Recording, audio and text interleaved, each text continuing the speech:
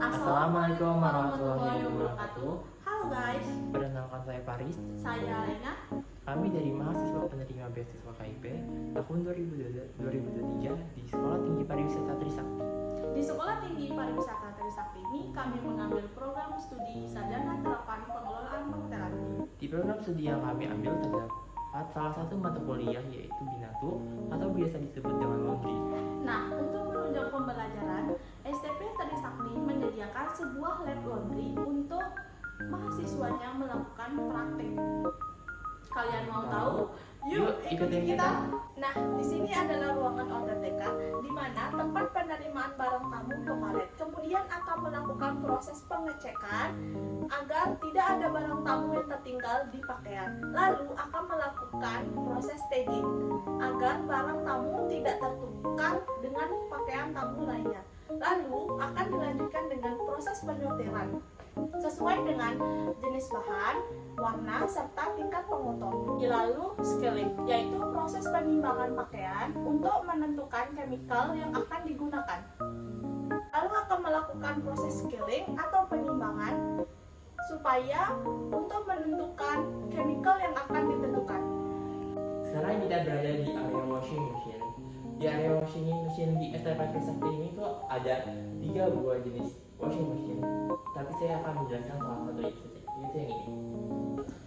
Nah, sebelum masuk ke proses pencucian yang harus diperhatikan yaitu cara pengoperasionalan washing machine. Nah, di sini saya akan menjelaskannya. Yang pertama di sini ada indikator suhu dan indikator proses pencucian. Nah, di indikator suhu ini terdapat beberapa part yaitu normal, wellness, dan permanent press. Di normal ini mulai dari 30 derajat sampai 95 derajat. Untuk penggunaannya, semakin tebal jenis pakaian yang dicuci akan semakin tinggi suhu yang digunakan. Nah, untuk wellness ini hanya untuk pakaian seperti wool dan juga sutra. Untuk permanent press ini kita menggunakan untuk dry clean. Nah, untuk suhunya mulai dari 40 sampai 95 derajat. Nah, next saya akan menjelaskan di indikator proses pencucian.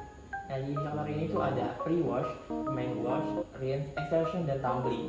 Di pre-wash ini yaitu proses perendaman sebelum dilakukannya pencucian utama. Biasanya itu dimasukkan alkali dan soap.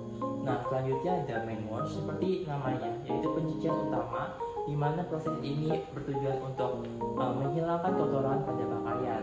Selanjutnya ada rinse. Di rinse ini ada 4. Apa sih rinse? Rinse itu adalah proses penjelasan. Nah, di rinse pertama itu biasanya dimasukkan bleach. Nah, bleach ini tuh hanya untuk pakaian putih saja. Nah, di rinse kedua itu dimasukkan shower atau neutralizer, yaitu untuk menetralkan pakaian yang dicuci. Karena sebelumnya kan menggunakan chemical ya. Jadi untuk menghilangkan chemical dari pakaian. Nah, di rinse ketiga ini tuh biasanya itu tidak dimasukkan apa-apa, dilewatkan ke rinse keempat. Di rinse keempat bisa dimasukkan softener atau starch. Nah, selanjutnya ada extraction. Di extraction ini adalah proses pengeringan dari 80% basah, 20% kering, dan tumbling ini tuh sama seperti extraction, yaitu proses pengeringan juga, tetapi dari 80% kering, 20% basah. Sekarang kita berada di spotting area.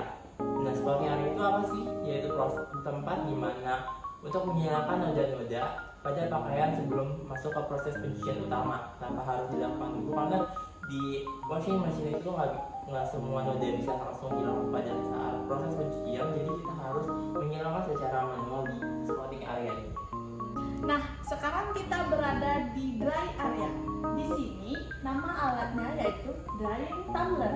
Saya akan menjelaskan indikator pemakaian dari drying tumbler, yaitu di sini pengaturan temperatur, lalu pengaturan waktu, lalu start. Jika tombol ini menyala, maka penggunaan dari drying tumbler berguna dengan baik. Jika tombol yang bawah menyala, maka pembuangannya sangat-sangat kotor.